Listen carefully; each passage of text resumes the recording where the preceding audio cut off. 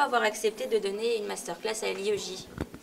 En fait, j'ai longtemps pensé que je pourrais enseigner dans une école de journalisme. C'est un truc qui m'a toujours titillé. Je me suis toujours dit, tiens, c'est un truc que j'aimerais bien faire. Je pense que si j'avais pas été journaliste, j'aurais peut-être été enseignant.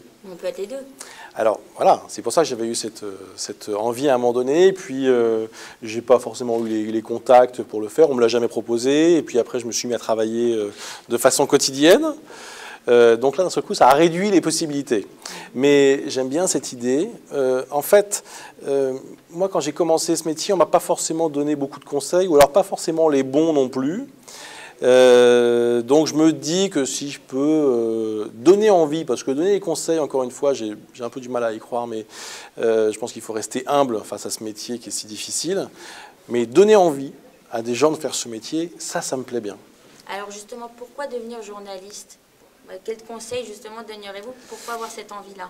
Alors pourquoi devenir journaliste? Parce que c'est un métier passionnant. C'est un métier où souvent on n'a pas vraiment le sentiment de travailler. On a le sentiment de vivre une passion, on a le sentiment d'être au contact d'une réalité qui peut être extrêmement intéressante. Alors en fait, tout ce que je veux dire, c'est que ce qui est le plus intéressant dans ce métier, à mon avis, c'est le contact des autres. Voilà, c'est rencontrer des gens, c'est essayer de comprendre qui ils sont, ce qu'ils veulent, ce qu'ils aiment, etc. Et c'est surtout, à mon avis, le contact avec l'actualité. Voilà, moi, c'est pour ça que je fais ce métier. C'est pour l'actualité, c'est pour l'événement, c'est pour tout ce qu'on raconte, tout ce qui est dans les journaux, tout ce qui est à la radio, à la télévision. Voilà, c'est ça. Moi, ce qui me plaît, c'est d'être aux premières loges de l'actualité pour ensuite la raconter aux autres. C'est pour ça que je fais ce métier. Et c'est ça qui me paraît être le plus intéressant. En même temps, il faut aussi avoir un esprit très large. C'est-à-dire qu'il faut s'intéresser à beaucoup de choses. Il faut s'intéresser à un maximum de choses. Il faut s'intéresser à l'économie, au sport, à la politique. Il faut s'intéresser à l'actualité internationale. Il faut avoir des centres d'intérêt très variés, très larges, à mon avis. Après, on peut aussi être spécialisé. Hein, ça existe et ça donne de très bons journalistes aussi. Mais à mon avis, c'est bien d'avoir une espèce d'ouverture d'esprit qui fait que cette curiosité naturelle, vous allez réussir à la transmettre. Si vous vous intéressez à un truc, vous allez forcément réussir à intéresser quelqu'un d'autre à cette chose. Là, ce sont des choses très théoriques, hein. Mais à mon avis, ça passe quand même par ce sentiment de curiosité vraiment exacerbé. Et justement, quelles ont été vos influences, vos rencontres phares, en fait?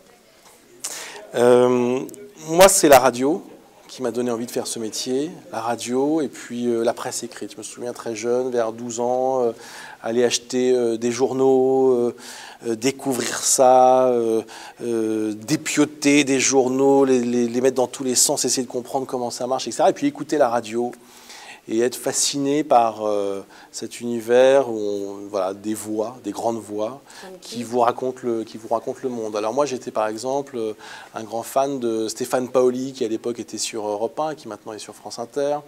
Voilà, c'est des gens comme ça, ou alors à la radio, ou sur RTL aussi, des gens comme Jacques Esnoux, qui aujourd'hui dirige la rédaction d'RTL.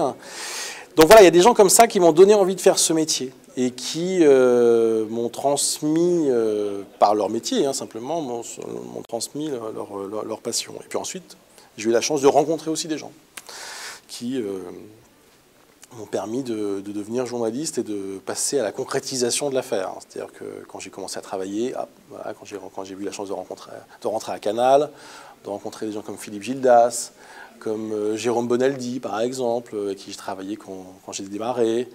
Voilà, c'est des gens qui m'ont montré à quel point ce métier était absolument passionnant et à quel point on pouvait ne jamais s'ennuyer. Voilà, jamais je m'ennuie, jamais. Jamais je me lève en me disant « Oh, j'ai pas envie d'y aller ce matin ». Alors on peut être un peu fatigué ou quoi que ce soit, mais au fond, quand je suis dans ma voiture et que j'y vais, je me dis « Ah, ça va être génial parce qu'il va se passer ça, il va se faire ci ». Et puis j'écoute la radio, je dis « Ah, tiens, il vient de se passer ça, c'est incroyable. Allô, t'es au courant ?» etc. Le truc, c'est vraiment d'être aux premières loges de l'événement. Voilà.